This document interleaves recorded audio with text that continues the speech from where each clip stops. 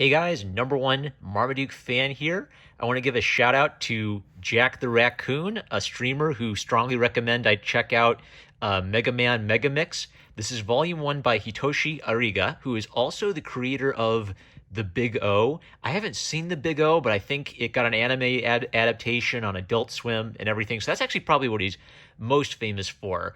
I'm kind of interested to check out the Big O now that I've read his work on Mega Man Megamix. So I describe Mega Man Megamix as a really elegantly simple and straightforward take on Mega Man, and I'd kind of compare it to what I liked about the Pokemon Adventures manga, which is you start with this really like 8-bit bare bones video game, right? Where it's almost like it's so simple and the hardware is so limited.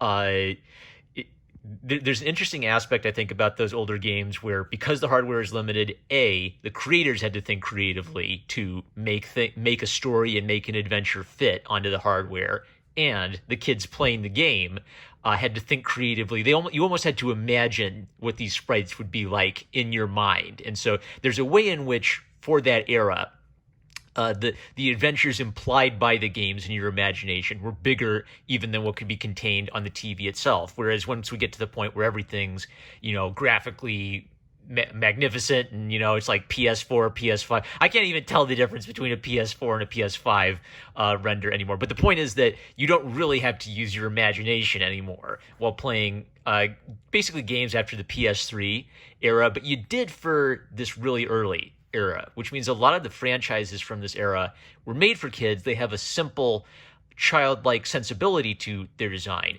but that also means there's maybe like an ongoing woomph to it. So in Pokemon, if the enduring internal thing about Pokemon that's cool is monsters fighting each other and, hey kids, why don't you go outside and find some bugs? Why don't you go outside and collect some Pokemon? And also, why don't you take down an evil organization while you're at it? Like, taking down the Mafia is like the fourth coolest thing about the Pokemon franchise, where 1 through 3 are all like training monsters, catching monsters, competing with your rivals, watching cool monsters fighting each other, having a cool monster be your best friend ever. Mega Man's a similar thing, where you can simplify its appeal down to this very, very basic, robots are cool, kids love robots. What if there was a nice robot who wanted to be a hero, so he had to go fight the bad guy robots? That's so good that, of course, kids are going to love it. And maybe like the second thing underneath Mega Man is they're obviously drawing from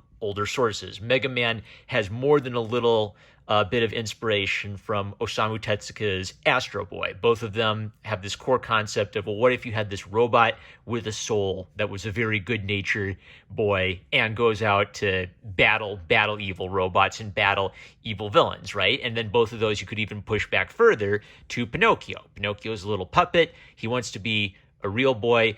The Disney movie kind of changed Pinocchio. Book Pinocchio is a real mean little cuss who learns to become a good little boy. Disney Pinocchio, he's a little bit more of a well-meaning but naive idiot who learns to be a good boy and not to tell lies, right? So if Pinocchio is looking backwards, the Astro Boy Mega Man type character is looking to the future. In a lot of stories, robots are bad guys. Robots are killing people. Robots are taking over the world. So what a Mega Man or an Astro Boy kind of poses to you is, well, what if we didn't make evil robots? What if we made good robots? What if we made the kinds of robots that kids would love and want to hang out with, right? So it's almost like an optimistic view of the same subject matter of what if robots have souls. Now, one of the things that Hitoshi Ariga does that I really love is he has the topic of what if robots have souls subtly underneath the surface, but 99% of his attention is on cool robots having cool battles with one another. Like, he knows the core audience for the Mega Man franchise, and he wants to capture that. He also, I won't read all of this, but he basically talks in the introduction about how when he was playing the games, he would imagine this bigger world in his head, and so years later, when he gets a chance to tackle Mega Man, there have actually been multiple Mega Man manga before this, he wanted to create something that fit with what was in his mind when he was playing. So what I appreciate about this is Ariga, he's paying attention to what the franchise is when he adapts it, and then he adds some of his own personal touch or his own personal passion to it. So he's not taking Mega Man and saying, oh, I'm going to make him a dark and edgy character and I'm going to have blood and guts anywhere. That wouldn't fit with Mega Man's vibe. But he does want to add maybe by adding his own spin on it, it's a little bit different than how Capcom portrays old school Mega Man. Basically, ever since Mega Man X, Capcom has decided that Mega Man X is the cool Mega Man for teenagers, and original Mega Man is the little kid Mega Man for like kids who are under the age of 10. And Ariga wants to, I don't know, rather than have Mega Man be a 6-year-old style, if normal Mega Man is the kind of robot character where 6-year-olds look at that and think, wow, that's so cool, Ariga wants to bring him a little bit forward and make him the kind of character that a 10-year-old or a 12-year-old would look at that and say, wow, that's so dope. So a little extra details on the robot, some inventive stuff in the fight scenes. So I've bloviated enough, so let's flip through it. So one of the things that's highlighted really on is Rock, Mega Man's humanity. He doesn't want to fight, but he has feelings for Dr. Light's other robots as if they were his younger brothers. So when Dr. Wily turns the other robots evil, Rock feels this responsibility and like he has to stop them from hurting people. So he's very much a conscience-driven hero. This is kind of I want to comment on this. So there are 6 to 8 robot masters in every game, like over 80 characters. If Ariga gave every single one of these guys their own chapter or their own plot, we would be reading like a giant stack of these and going on and on and on forever. He basically wants to simplify each game down to its core element. So rather than have like a long story for each one of these characters, it's almost like he treats them as an ensemble, all 6 of them working together. That's a really good idea for economy to get things moving. Then rather than getting into every single character's life story, we basically get a feel for the whole game. But now, by the way, okay, this is going to be important. The original 6, because in the first game they didn't get to include everything they wanted to include, they had 2 less robot masters, and the original 6 were supposed to be Dr. Light's robots, right? Before Dr. Wily makes them evil. This is a neat thing where as Mega Man fights them, they kind of take moments to underscore that he's a reluctant fighter. He's not he doesn't have like bloodthirst. He has compassion for these people that he's forced to fight to defend humanity. Jumping ahead, this is one moment where I think Ariga is doing some really clever stuff plotting wise to kind of like tie all the games together and suggest that this is an ongoing saga. So if you play the games, like you beat the 6 robots, you play the second game, you beat the 8 robots, you play the third game, you beat the 8 robots. So he's got this idea that there's more of a building or progression to it. So just as Mega Man's beat the first 6 robot masters, Dr. Wily reveals that, well, I actually don't like Dr. Light's robots. I wanted to build my own robots, right? Because Dr. Wily's an egomaniac. So then Dr. Wily introduces his 8 evil robots, and unlike Dr. Light, who builds robots to help people, Dr. Wily builds robots with the intention of like killing and destroying and taking over the world, right? So this is an example of just plot-wise doing something to tie the games together in a way that isn't necessarily in the original games. It's a creative adaptation. Now here's an example of something underscoring the subtle theme. What I would consider, this is if robots fighting each other is the meat and potatoes. The second thing is, what if robots had feelings? Now in real life we say, well, robots can't have feelings. We program them. But this is basically the fantasy element. Let me talk about this from like a Christian perspective. So one of the reasons I think that robots show up as bad guys in a lot of dystopias and in a lot of Christian fiction is there's something unsettling about the idea of people programming machines as if they were life. It's a little Frankensteinish or a little like man playing God.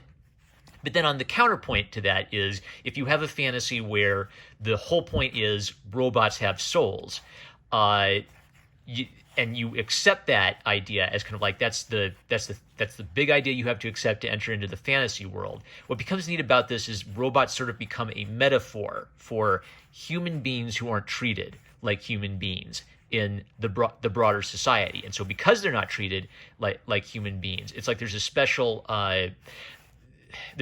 concern and a special responsibility that they have, and they sort of come to represent innocence, right? Megaman is a robot, but because he also has a soul, he's like a young man whose idea of heroism hasn't been corrupted by the world yet. So the way that Ariga underscores this is after the events of the first game, Dr. Light's 6 robots are condemned to be destroyed, to be disassembled. It's essentially the death penalty for robots. And Mega Man can't stand the injustice of this because those robots weren't acting under their own volition. They were acting under the control of Dr. Wily. So subtly the theme is being reinforced that if you had a world where robots had souls, one of the tragedies of that world is humans would almost definitely treat robots like slaves.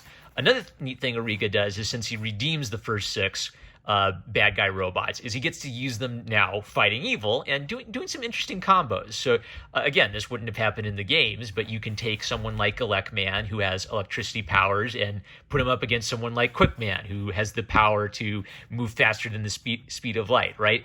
By letting characters other than Mega Man interact with each other, we get to have these creative contrasts, right? So Cutman fights with like a giant pair of scissors that he throws around, and Metal Man throws with like a buzzsaw weapon that he throws around, right? Like very simple, very elegant parallels between the characters. Hopping ahead. What I want to highlight here. Okay, this is an example of something weird. Something I can kind of tell about Mega Man Megamix is it's almost like it's an assemble. He's assembling different comics he did over the years. And I think in his notes on the series, he mentions that some of these are actually redos of old comics he did in this or that magazine. So sometimes there's a page like this where he alludes to an entire story that I know because I'm familiar with Mega Man 3 and the basic plot of that story, but doesn't get covered here at all. So this is an example where he just alludes to the fact that Proto Man showed up and fought Mega Man and Rush got introduced, but we don't see the story where that actually happens. It'd be a little awkward if you didn't play the Mega Man games to know what is going on here. I think any Mega Man fan who's even basically familiar with the games could kind of like fill in the blanks here. So just an example of maybe like an awkward moment based on adapting a franchise and trying to pick and choose what from the franchise you adapt. But I do kind of like respect that when Ariga says, okay, I'm not going to be able to include this whole story here, I'd better do a recap page that just tells people what's in the game that they might have missed, just so people can keep straight any new robot characters that show up. Oh, I can't resist. I've got to read this. Dr. Wily, if you think about it, S-O-N spells son. We must stop Dr. Wily. Dr. Light, everybody. He's got a PhD. I love that. Anyway, actually, more important to the plot is in the adaptation of Mega Man 3, so Ariga has this storytelling problem. Is every single story going to be Dr. Wily creates 8 bad guy robots, Mega Man stops the 8 bad guy robots. Dr. Wily creates 8 more bad guy robots, Mega Man stops the 8 bad guy robots. No, he knows that he has to kind of like add some variety and creativity to the different stories. So the setup for Mega Man 3 is Dr. Wily's stupid and he builds an evil robot that goes crazy. So he sends his 8 robot masters out to fight the Yellow Devil robot so that he can get the credit for stopping the bad robot that he's responsible for making. So there's this neat twist that Mega Man's actually working with the 8 robot masters for this issue instead of fighting them. It all builds up to kind of like the dramatic reveal that the Yellow Devil's AI has kind of like the intelligence and soul of a child, and it's trying to get back to the mother computer, which is literally the mother that programmed it, right? So again, the whole premise is, what if computers had souls? And Ariga uses incredibly elementary and simple visual information to communicate what's a pretty complicated and maybe even almost a tragic idea, right? That you would create these beings that would have emotions and traumas like human beings have, but they'd basically be treated like slaves or discarded by society. And then he underscores it again visually, right? Because this is something that like an 8-year-old child, he has to communicate to them. So he does it through pictures and through kind of like very elegantly, almost like a Madonna and Child representation of the idea of two AI loving each other. I'm not going to read it, but I will summarize this. There is a really neat interview that between Keiji Inafune, who is the main, I think, creator of Megaman and worked on Megaman 1 through 3, and Ariga, the manga artist. And it touches on a lot of neat stuff about Inafune's design process for the early games. How, example, like I didn't know that Mega Man 2 featured a lot of content that was going to be in Mega Man 1 and got cut. And I did know that they had a design contest for Mega Man 2 where they invited Japanese children to design characters. They have a really neat discussion between the two of them about, what this entailed and how they would look at the kids' drawings and not just like choose one whole design, but would maybe pick and choose elements from different designs to incorporate into different robots. One of the things I love about this story is they're making cool robots for games primarily played by little kids, and they actually take into consideration art and creative ideas submitted by little kids. And I think they talk about Airman being a robot with a giant fan in the center of his chest, and how that's such a great, fun, silly idea. I do want to read this one quote. So they're talking about the design contest where little kids submit designs. The whole selection process was a lot of fun. For us, it wasn't just about choosing the ones that were well drawn. Ariga, I can totally understand that. Sometimes the people who are unable to draw perfect images are the ones with the most interesting ideas. They can really blow you away with their unique ideas, can't they? Inafune, precisely. I find that people who can draw pretty well tend to mimic other artists and often work with pre-established ideas.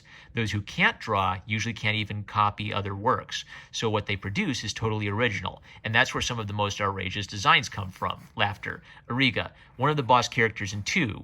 Of the boss characters in 2, I thought Airman was one of the crazier ones. When I first saw him, I was like, what the? He has a fan in his chest? There you go. Not only do they kind of respect the childlike imagination, they're also thoughtful about incorporating that kind of creativity into the design sensibility of a game that then becomes a popular franchise for little kids. It's one of my favorite stories, basically, from game design in, what would this have been? Like Generation 1 of home console gaming. So if you're a Mega Man fan at all, this is almost worth getting just for that interview. It's plot wise, it's not doing anything. It's not doing like a dark and edgy Mega Man. So it's not doing like long sordid tales of the tragedy of Mega Man. It is doing very straightforward robots fighting each other in cool battles style storytelling with just a little hint of that that Pinocchio thing where the little boy who isn't a human wants to become a human by doing what's right and fighting for justice. So I really dig Volume 1. Thank you, Jack the Raccoon, for the recommendation, and I'll be checking out more. With that, I'm #1 Marmaduke fan. I love you guys. Catch you later.